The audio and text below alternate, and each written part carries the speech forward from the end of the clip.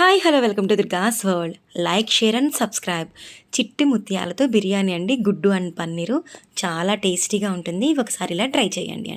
ముందుగా stove on చేసుకొని ఇలాగా బాండీ పెట్టుకొని ఆయిల్ వేసుకొని ఆయిల్లో స్పైసెస్ అన్నీ వేసుకోండి. మిరియాలు, చెక్క, లవంగ, బిర్యానీ ఆకు, ఇలాగ బిర్యానీ స్పైసెస్ అన్నీ వేసుకోండి.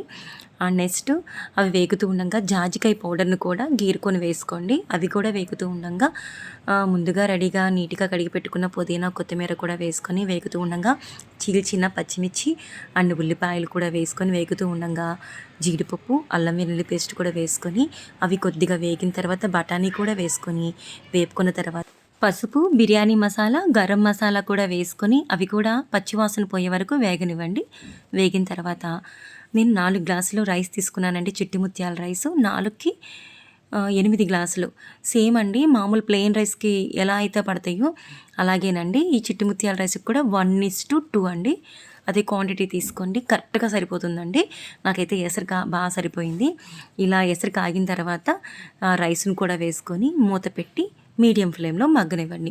ఈలోపు ఎగ్స్ని ఇలా హోల్స్ పెట్టుకొని ఎగ్స్ కూడా వేపుకొని ఎగ్స్ని కూడా పక్కన పెట్టుకోండి. నెక్స్ట్ పన్నీర్ అండి. పన్నీరు చిన్న క్యూబ్స్గా కట్ చేసుకొని పసుపు, ఉప్పు, గరం మసాలా, పెరుగు వేసుకొని కలుపుకొని ఒక 20 మినిట్స్ పక్కన ఉంచేయండి. ఈ విధంగా కలుపుకొని పక్కన పెట్టుకున్న ఈ పన్నీర్ను కూడా తీసుకొని మనం వేపుకొని పక్కన పెట్టుకోవాలి.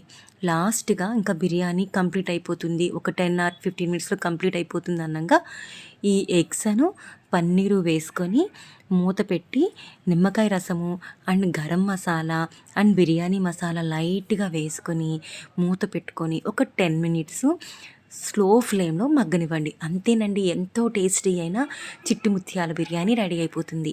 ఆ రోజు నేను ఈ బిర్యానీకి కాంబినేషన్గా మష్రూమ్ కర్రీ చేశానండి విత్ రైతా. చాలా టేస్టీగా ఉందండి.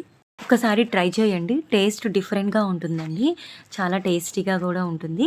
అయితే బాస్మతి రైస్తో చేసిన బిర్యానీ ఈ బిర్యానీ ఒకలాగా ఉండవు, దీనికి ఒక డిఫరెంట్ టేస్ట్. ఎప్పుడు మనం రెగ్యులర్గా బాస్మతి రైస్ చేసుకుంటూనే ఉండాము ఆ రైస్తో బిర్యానీస్. ఒకసారి ఈ రైస్తో కూడా ట్రై చేయండి, చాలా టేస్టీగా ఉంటుందండి అప్పుడప్పుడు చేసుకుని తినడానికి. కానీ ఎక్కువగా మనం బాస్మతి రైస్నే ఇష్టపడతాం కాబట్టి ఆ బిర్యానీ డిఫరెంట్గా ఉండి ఆ బిర్యానీ ఎక్కువగా ఇష్టపడతాము.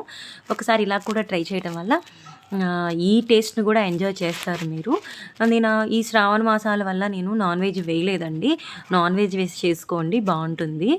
కానీ ఈ కాంబినేషన్ అయితే చాలా బాగుందండి. పన్నీర్కి, గుడ్డుకి నేను ఈ ఫ్లవర్స్ అని యాడ్ చేయడం వల్ల కూడా చాలా టేస్టీగా వచ్చిందండి. ఆ రోజు నేను మష్రూమ్ కర్రీతో నేను ట్రై చేశాను. మష్రూమ్ కర్రీ రైతా సూపర్ అండి.